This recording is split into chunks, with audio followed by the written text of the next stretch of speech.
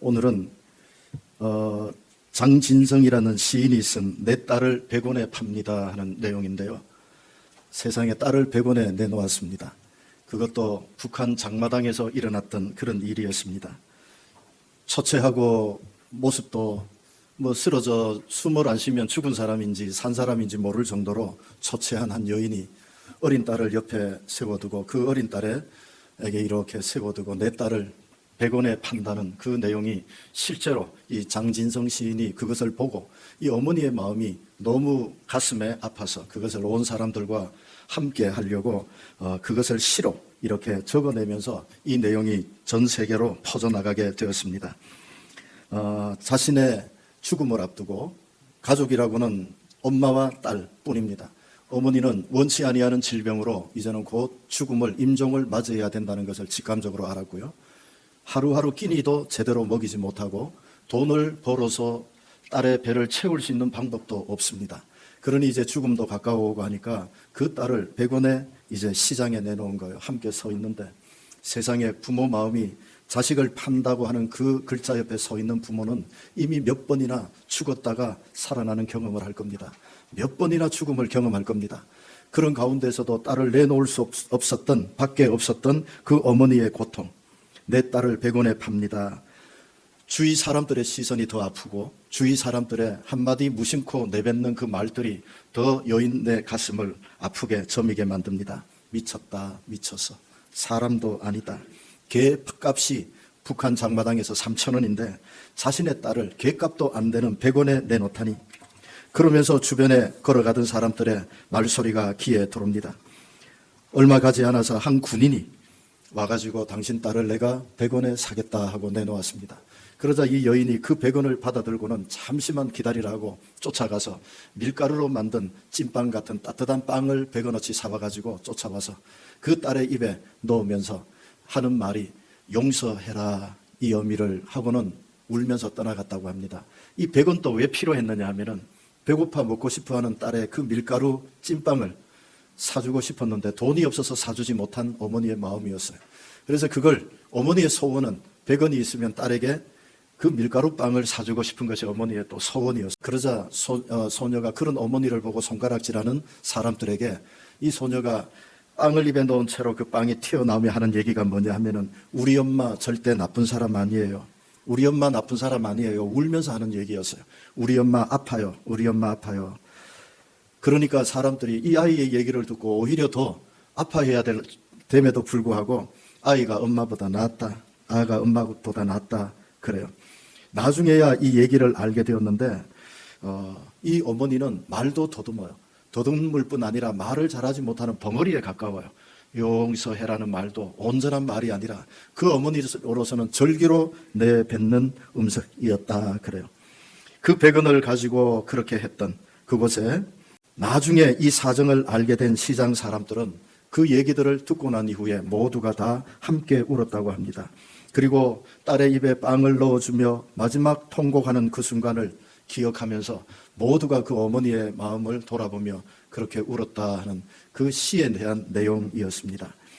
이 땅에서 죄악으로 인하여 지옥에 갈 수밖에 없는 자녀를 두고 하나님 아버지의 마음이 이러한 마음이 아니었을까 생각을 해요. 죽으면서까지 십자가 위에 죽으면서까지 살려낸 하나님의 백성들이 하나님께로 오지 아니하고 자꾸만 세상을 향하여 달려가는 그들을 향한 어머니의 마음과 흡사하지 않을까.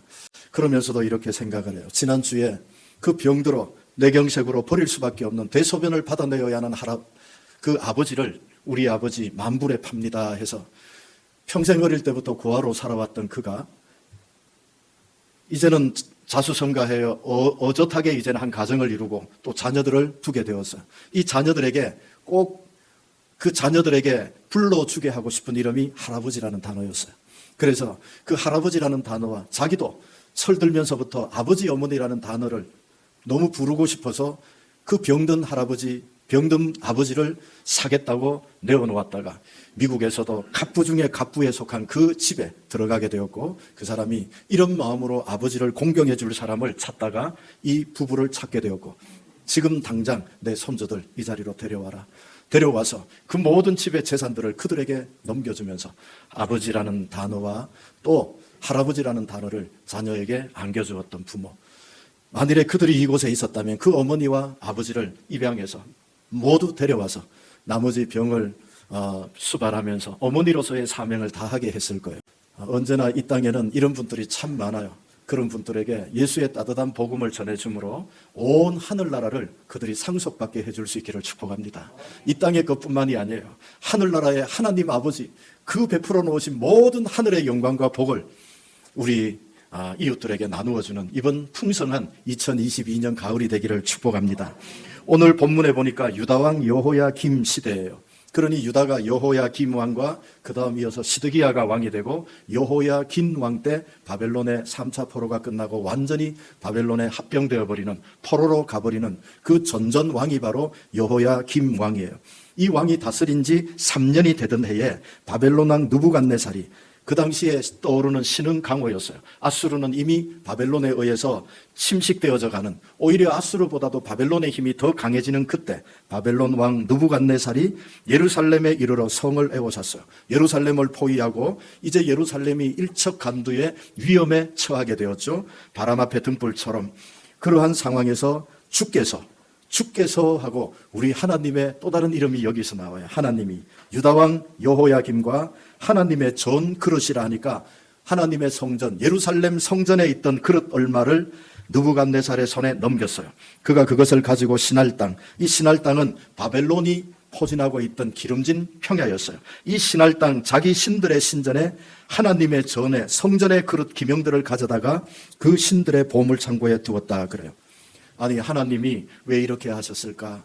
우리 하나님은 충분히 유다 나라를 지켜주시고 바벨론에서 보호해 주실 수 있는 하나님이세요. 그런 능력을 가진 전능하신 하나님이세요. 그런데 하나님은 이 유다 나라를 바벨론에 넘겨요. 70년 동안 포로 생활을 하게 하고 돌아오게 하세요. 왜 그러셨을까요? 하나님이 유대 민족을 버리신 건가요? 하나님은 유대 민족을 사랑하시는 거예요. 그들의 죄악에 대한 부분을 끊고 돌아오기를. 하나님이 얼마나 그들에게 간절하게 선지자들을 통하여 말씀했는지 몰라요. 그리고 그들이 잘못할 때마다 조금씩 10대를 때려야 될 해초리를 한 대도 때리지 않을 정도로 살짝씩 때린 그 흔적이 정수리부터 발바닥까지 모두가 터지고 깨어지고 상처난 흔적뿐이에요.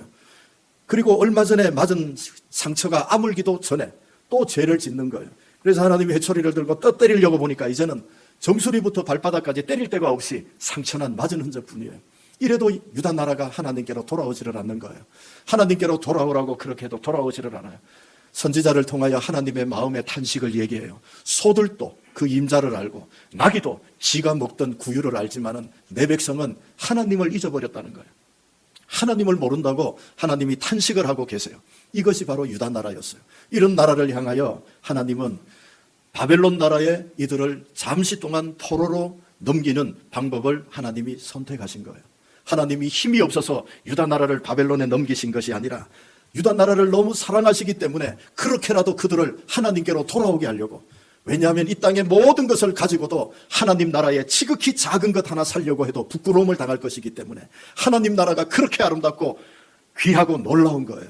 우리의 손에 들려져 있는 이 땅에 모든 것을 다 가지고 있다 할지라도 하나님 나라의 길에 흔해 빠진 돌덩이 하나에도 미치지 못하는 것이니까 우리 하나님 마음이 어떠하시겠어요? 하나님은 유대 민족에게 포로로 끌려가 그들에게 천대를 받으며 고통을 당하고 어려움을 당하며 종으로 살게 하세요. 그런데 하나님은 주께서 그들과 함께 동행하세요. 포로로 끌려가는 유다와 함께 하나님은 그곳에 가세요. 하나님의 전에 예배 드릴 때 쓰는 기명들만 그들에게 가서 그들의 신전으로 들어가는 것이 아니라 하나님이 유다 나라와 함께 포로되어 그 나라로 가셨다는 거예요. 왜냐하면 옛날에 고대 시대의 전쟁은요, 신들의 전쟁이었어요. 그래서 전쟁에 이기면 그 나라의 신이 이 나라의 신을 이겼다고 그 신전을 존숭하고 그 신전에서 잔치를 하거든요. 그런데 하나님의 전의 기명이 그들의 신전의 전으로 들어갔으니까 하나님이 유다 나라를 사랑하기 위하여 굴욕을 당하시는 거예요. 하나님이 우리를 구원하시기 위하여 천지를 창조하신 전능하신 하나님이 십자가 위에서 피조물인 우리 사람들에게 침뱉음을 당하고 매맞음을 당하고 채찍에 맞고 머리를 치기도 하고 온갖 조롱과 박해를 당하시면서 우리를 구원하신 하나님의 마음과 동일한 마음이에요. 하나님이 이 땅에 우상의 신전에 포로로 끌려가시는 것처럼 하나님은 유다 나라를 포로로 보내놓고 하나님이 유대 민족과 함께 그곳으로 가세요. 그곳에서 포로로 와 있는 유다 민족을 보호하고 지켜주세요. 그리고 그들을 지켜주실 뿐만 아니라 유다 민족을 통해서 하나님의 또 다른 계획들을 이루고 계세요. 유다 민족이 이제는 망했다. 이제는 하나님의 성전도 부서지고 그 기명도 저 속국으로 들어가 버렸다. 그러나 3절에 보니까 왕이 환관장 아스푸나스에게 말하여 이스라엘 자손 중에서 왕족과 귀족 몇 사람 곧 흠이 없고 용모가 아름다우며 모든 지혜를 통찰하며 지식에 통달하며 학문에 익숙하여 왕궁에 설만한 소년을 데려오게 하였다. 그래요. 왕이 환관장 아스푸나스에게 오늘 포로로 끌려온 사람들 중에 그들 중에 왕족과 귀족 출신, 두 번째 흠이 없고, 세 번째 용모가 아름다우며, 네 번째 그냥 보통 한 가지의 지혜 가지고는 안 된다. 모든 지혜를 통찰하는 지혜 있는 자여야 된다. 여섯 번째 지식에 통달해야 된다. 일곱 번째 학문에 익숙해야 된다. 익숙하다 하는 이 말도 통달한다는 말과 같아요. 보통 학문을 공부해서 아는 정도가 아니라 여기에 마이스터, 최고의 권위자가 된다는 의미거든요. 학문의 최고의 권위자가 되고 일곱 번째 왕궁에 설만한 소년을 데려오게 하였다. 그래요. 그리고 그들에게 갈대아 사람의 학문과 언어를 가르쳤다. 그 교과 내용이 뭐냐 하면은 바벨론의 그 당시에 그렇게 뛰어났던 바벨론의 학문을 그들이 배우게 했고 바벨론의 언어를 배우게 했던 것이 바로 그들의 교과목이었어요. 아무리 흠이 없고 용모가 아름답고 모든 지혜와 지식에 통찰하고 통달하며 학문에 뛰어난 마이스터라 할지라도 왕족이나 귀족이 아니면은 여기에 들어오지를 못해요. 그러니 이 8, 9가지의 조건이 얼마나 까다로운 조건이에요. 이 조건에 합한 소년을 데려오라 했는데 그때 다니엘과 세 친구가 이 조건에 합하여 오게 된 거예요. 이제 이들이 바벨론의 학문과 바벨론의 언어를 배우게 되면은 바벨론 사람이 되는 거예요. 이들을 데려다가 3년 동안 왕이 지정하여 왕의 음식과 그가 마시는 포도주에서 날마다 쓸 것을 주어 3년을 기르게 하였으니 3년이 지난 후에 그들은 왕 앞에 서게 될 것이다 그랬어요. 이들은 바벨론을 위하여 길러지고 바벨론을 위하여 왕의 진미를 먹으면서 왕의 최고의 학문을 배우면서 최고의 언어로 3년을 기름받게 된 거예요. 그러면 이 다니엘과 세 친구는 없어져 버리는 폐잔병 나라의 백성이 아니라 강대국, 그 당시에 세계의 가장 강대국으로 솟아나고 있던 떠오르는 신흥 강호인 바벨론의 왕궁에서 일하는 사람이 되는 거예요. 바벨론 왕은 이런 총명한 사람들을 자신을 위해서 유다의 포로 중에서 데리고 와서 교육을 시켜서 바벨론을 위하여 쓰게 하는 거예요. 그러나 하나님은 또 다른 계획을 가지고 계세요. 바벨론의 왕은 느부갓네살은 이런 계획을 가지고 이렇게 하지만은 하나님은 이 네 소년을 통해서 그들을 바벨론에 데려놓는 것은 이 민족의 마음에 하나님을 잊어버리지 않게 하시고 또 낯선 바벨론 나라의 바벨론 언어를 가지고 바벨론 나라의 우리 하나님만이 참 하나님이라는 것을, 그리스도 예수만이 우리의 구주라는 것을 그들에게 가르쳐주기 위한 바벨론 언어를, 바벨론 문화를 공부하게 하시는 하나님이세요. 이게 우리 하나님이세요. 우리는 때로는 원치 아니하는 어려움을 당해요. 그 어려움이 우리에게를 망하게 하려고 하는 것이 아니에요. 여러분이 가장 힘들고 어려운 그 고통의 자리에 누가 함께 계셨어요? 예수님이 함께 계셨어요. 하나님의 영이 여러분과 함께 계셨어요. 그 어려운 순간에도 그 하나님의 영이 여러분과 함께 계시며 여러분의 마음이 쓰러지지 않도록, 무너지지 않도록 붙들어 주시고 함께 동행해 주셨어요. 원치 아니하는 병으로 마음이 너무 아프고 힘들어요. 그 아픈 병 중에도 여러분의 손을 붙들고 함께 계시는 분이 누구예요? 예수님이에요. 예수님이 여러분과 함께 계세요. 그 포로 중에도, 그 종살이하는 고통 가운데서도 하나님이 함께 하시는 것처럼, 그리고 이 병을 통하여, 이 고통을 통하여, 상상할 수 없는 이 아픔을 통하여 하나님은 또 다른 세상의 언어들을 여러분들에게 가르쳐 주는 거예요. 세상의 학문과 세상의 지혜와 세상의 지식들을 여러분에게 일러주면서 여러분을 양육하는 거예요. 왜요? 이 세상에 또 다른 하나님 나라의 포로던 내 백성을 너희들이 위로하라고요. 너희들보다 더 힘든 내 백성들을 위로하라고 하나님이 그렇게 하시는 거예요. 그리고 언어가 다른 이 세상에 너희들이 나가 예수가 하나님의 아들이시며 우리의 구주가 되시는 선교사가 되라고, 다니엘과 세 친구를 바벨론의 선교사로 파송하시는 하나님은 오늘 우리를 이 세상에 하나님의 선교사로, 복음 전하는 자로 우리를 이 땅에 보내신 거예요. 하나님은 하나님의 선교사의 사명을 잘 감당하게 하기 위하여 3년 동안 왕의 진미를 먹이면서 바벨론의 학문과 언어를 배우게 하셨어요. 유창하게 바벨론의 문화와 바벨론의 생활을 누구보다도 잘 알고, 바벨론 온 땅 왕궁에 있으면서 땅에 있는 모든 것들을 체득하게 될 정도로 바벨론에 익숙한 사람이 되었어요. 전능하신 하나님은 모든 만물을 하나님이 움직이시고 하나님이 만들어 가시며 전능하신 하나님이 다스리고 통치해 가세요. 아무리 과학이 뛰어나고 우주선을 발사하고 화성의 생물체를 안다고 하지만 그 수많은 별들 중에 가장 가까운 별 하나도 제대로 우리가 알지 못하는 것이 사람의 과학이에요. 그리고 그 뛰어난 과학으로도 산에 피어나는 들에 피는 꽃 한 송이마저 만들어내지 못하는 것이 과학이에요. 우리는 이런 과학을 하나님보다 더 신뢰하고 있는 사람은 아닙니까? 이들에게, 이 바벨론 나라에 하나님 나라와 복음을 외쳐야 할 사람들이 다니엘과 세 친구라면, 오늘 이 땅에 여러분들에게 하나님이 주신, 오늘 이 자리에 나와 예배하는 마음을 주신 하나님을 아버지라 부르는 여러분들을 사랑하사 이 땅에 유학생으로, 여러분들을 선교사로 여러분들을 보내시는 거예요. 바벨론의 언어, 바벨론의 학문에 익숙한 사람이 되듯이 이 땅에 가장 익숙한 언어를 가지고 그들에게 다가가서 바벨론 사람들에게 낮은 마음으로, 포로된 마음으로, 그리고 바벨론 사람들의 그 마음을 겸손하게 우리 하나님이 이런 하나님이시라는 것을 그들에게 증거할 수 있는 자가 되게 하셨어요. 바벨론 왕을 위해서 언어를 배우고 익혔지만 바벨론 왕과 민족들은 오히려 이 다니엘과 세 친구를 통해서 놀라우신 하나님을 알게 되고 주변마다 하나님을 알아가는 역사가 있게 되고, 나중에 바벨론의 포로로 끌려온 모든 민족들이 다니엘과 세 친구들을 중심으로 그들이 왕궁에 있었던 것처럼 그들을 통하여 하나님에 대한 복음을 듣게 되는 거예요. 하나님에 대한 신뢰를 듣고 흔들리는 그들의 마음을 하나님이 이들을 통하여 굳세게 하며, 이들을 통하여 또 많은 인재들이 바벨론의 등용이 되고 그들을 통하여 또 다른 하나님의 나라를 계획하게 하시는 거예요. 하나님의 전도는 이런 체계적이고 놀라운 하나님의 섭리가 이 속에 들어 있습니다. 놀라우신 하나님, 이 기막힌 하나님의 역사를 하나님과 그의 백성들 외에는 알지를 못하는 거예요. 이제 바벨론 사람들은 자신의 모국어로, 자신들이 익히 아는 문화로 하나님에 대한 복음을 편안하게 듣게 돼요.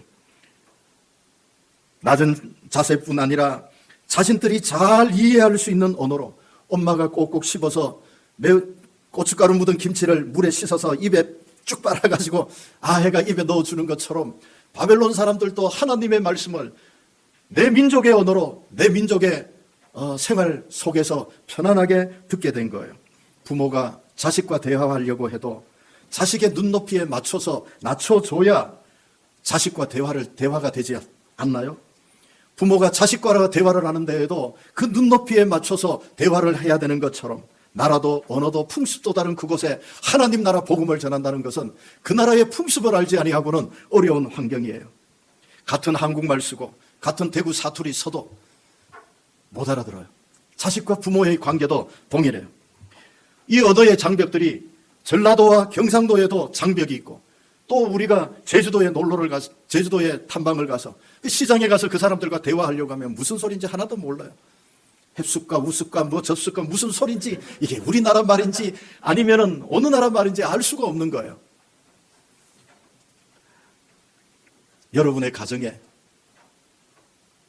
여러분의 사랑의 언어로 그들에게 복음을 전할 수 있는 선교사는 여러분들이에요.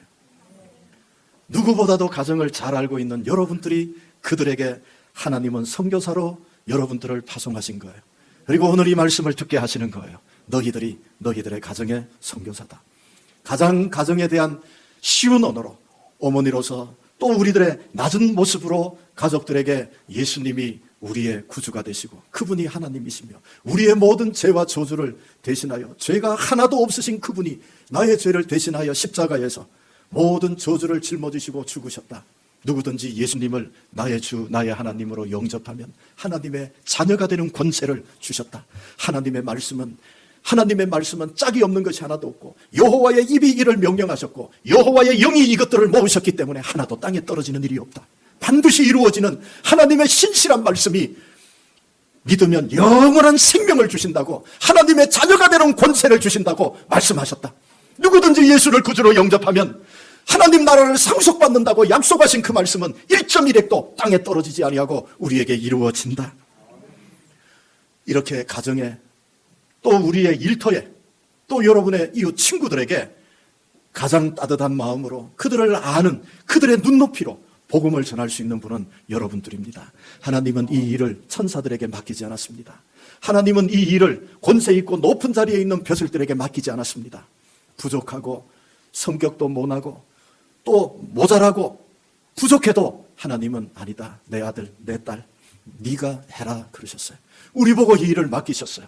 천사도 흠모하는 이 아름다운 일을, 한 영혼을 구원하여 하나님 나라에 이르게 하면 그 별이 하늘나라에서 영원히 떨어지지 아니하는, 세상의 별은 떨어져도 하나님의 별은 영원히 빛나는, 별처럼 빛나는 하나님의 자녀 우리 만들어 주려고 하나님이 하라 하시는 사랑의 음성이었어요. 전도라고 하는 것은 바로 그 사람의 언어와 그 사람의 마음으로 다가가야 합니다. 전도의 언어는 영혼을 구원하는, 이 땅에서 힘들 때 도와주는 위로의 말도 얼마나 아름답습니까? 또 힘들 때 도와주는 그 손길이 얼마나 복되고 아름답습니까? 하물며 영원히 지옥에 들어가야 할 영혼을 구원하여 하나님 나라로 인도하는 것이라면 이것보다 복되고 가치 있는 언어가 어디 있습니까? 이것을 하나님의 언어라고 합니다. 이것을 영혼의 언어라고 합니다. 이 언어를 가지고 하나님의 사랑을 가장 잘 가정에 전달할 수 있는 분은 여러분들입니다. 이 언어를 가지고 우리의 이웃들에게, 친구들에게 전달할 수 있는 사람은 바로 여러분들입니다. 언어라는 것은 알파벳이 아니라 마음입니다. 글자가 아니라 생명입니다. 하나님은 바벨론 언어와 학문을 가르치신 것이 아니라 바벨론을 사랑하도록 가르쳤고, 하나님의 백성이지만 이방 나라에 가 있는 그 바벨론을 사랑하도록 하나님은 가르쳤습니다. 그리고 바벨론에게 복음을 전할 수 있는 사랑의 언어를 그들의 입에 넣어주셨고, 그들은 사랑의 언어를 가지고 바벨론에 나가 하나님 나라의 복음을 전했던 겁니다. 하나님 보시기에 그들은 포로가 아니었습니다. 하나님 보시기에 그들은 하나님의 복음을 전하게 하는 선교사입니다. 오늘도 하나님이 여러분들을 보시기에 여러분은 약한 자가 아닙니다. 그 약한 무릎을 굳게 해주시는 하나님은 여러분을 약한 자로 버려두시는 것이 아니라 그 겸손하고 낮은 자리에서 하나님 나라의 복음을 전하라고 주시는 하나님의 선교사의 사명입니다. 이 사명을 가지고 우리는 나가야 합니다. 그래서 우리는 가정을 이루었고, 그리고 우리는 일터에서 사회의 한 구성원이 되었고, 학교에서도 친구들을 살릴 수 있도록 하나님은 만들어 주셨습니다. 바벨론 언어와 학문, 우리가 배우는 세상의 것들, 하나님의 언어를 익히도록 그들에게 지혜와 능력을 주셨던 것처럼, 다니엘에게는 꿈과 환상을 깨닫는 지혜를 주셨던 것처럼 여러분들에게 이 사명을 감당할 수 있도록 하나님은 여러분에게 사랑의 언어와 지혜와 지식과 어려운 가운데서도 어떤 환경에서도 네가 하나님의 선교사라, 하나님의 사명자라 하는 하나님의 비전을 우리들에게 주셨습니다. 이 비전을 회복하는 이 가을이 되기를 축원합니다. 우리에게 주신 이 선교자의 이 사명을 우리가 회복하고, 이번 가을부터 이제 코로나가 끝이 나가는 이때 다시 한번 여러분 속에 있는 주를 사랑하는 마음이 불같이 일어나기를, 늘 여러분 곁에 동행하시는 하나님의 뜨거운 마음이 여러분의 가슴을 뜨겁게 하는 이번 가을이 되기를 주의 이름으로 축원합니다. 기도드리겠습니다.